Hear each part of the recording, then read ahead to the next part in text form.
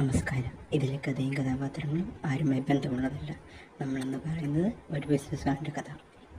അങ്ങനെ അദ്ദേഹത്തിൻ്റെ 50-ാമത്തെ വയസ്സിൽ അദ്ദേഹത്തിൻ്റെ ഭാര്യയുമായി റിട്ടയറായി പാലക്കാട് സ്ഥലം വാങ്ങിച്ച് അവിടെ താമസിച്ചു.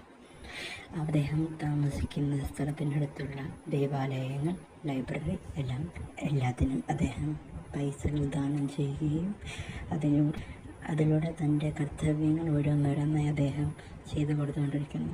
നമ്മളതിന് ബിസിനസ്സിൽ CSR എന്ന് പറയും, അതായത് കോർപ്പറേറ്റ് സോഷ്യൽ റെസ്പോൺസിബിലിറ്റി.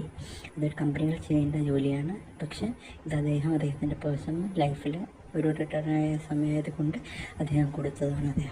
അതേപോലെ തന്നെ അദ്ദേഹത്തിൻ്റെ പഴയൊരു മനയാണ് അദ്ദേഹം വാങ്ങിച്ചിരിക്കുന്നത്.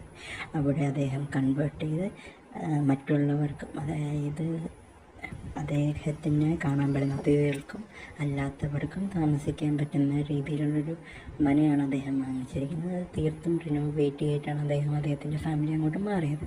അതിനോട് തന്നെ ചേർന്ന് ഒരു കുളങ്ങളും കൃഷിയിടങ്ങളും എല്ലാം നമുക്കവിടെ കാണാം. ബാക്കി കഥ അടുത്ത എപ്പിസോഡിൽ. നന്ദി, നമസ്കാരം. Please subscribe.